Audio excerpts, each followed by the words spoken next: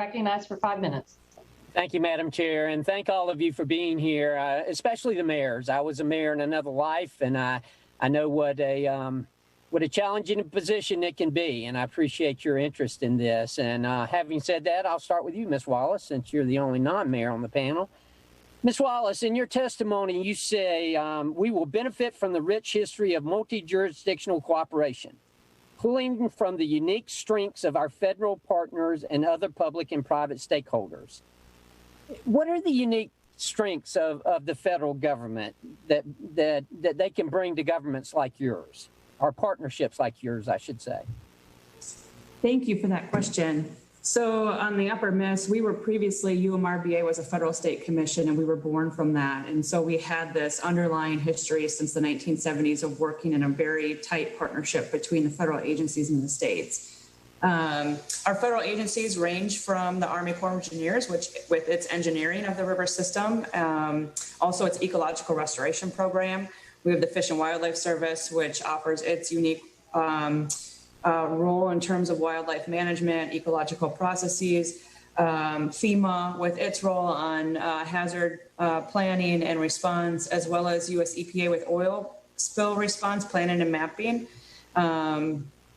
And then with USGS, their science research arm, NOAA, National Weather Service, with both its integrated drought planning and resources, and then also its forecasting prediction capabilities and understanding of the history of climate in the Upper Miss. So all of that together is fantastic. Okay, well, let me ask you this then. When is the federal government an obstacle or a burden to you? Sometimes when each agency might have their own perspective for how things go forward, but as within any family, you might have disagreements here or there or challenges for moving forward, but we strive to overcome those. Again, one that I've highlighted earlier is the U.S. Army Corps of Engineers project partnership agreements. If those could be more shared in terms of their liability, we would have far more and faster, I think more efficient agreements between the Corps and the non-federal sponsors. Okay. Well, you emphasized in your testimony how different communities are linked and the need for a shared vision for resiliency. And I want to thank you for that, because I agree, and I believe that Representative Palmer was the one who pointed out how important resiliency is. Representing the entire coast of Georgia, I can tell you that we need to build up our resiliency. There's no question about that, and that is not a partisan issue, so it's very important. Thank you, Ms. Wallace. Mayor Bottoms, I wanted to ask you, you've committed Atlanta to 100% renewable clean energy by 2035.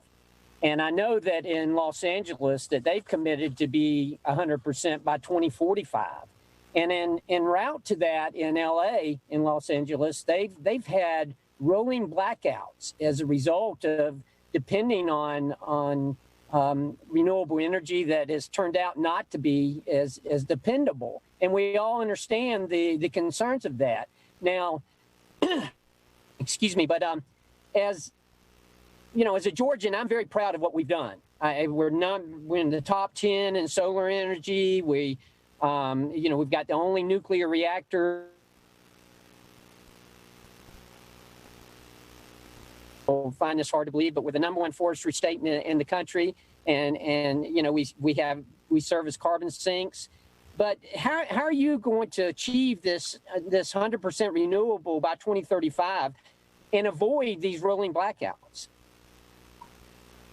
Well, thank you for the question. We have been very thoughtful in our planning with this. And in fact, we had an earlier deadline to achieve this goal, and we extended the deadline because we wanted to make sure that we were thoughtful. A huge part of that has been working with our utility partners, making sure that Georgia Power has been a part of this discussion, because we want to make sure that as we work to achieve that goal, that it's beneficial for all of our communities. And so if that means that we have to further extend the deadline, which I certainly hope we will not have to do, but if we have to do that to make sure that we get it right, we will certainly do that and continue to have at the table front and center our utility partners to make sure that it's achievable.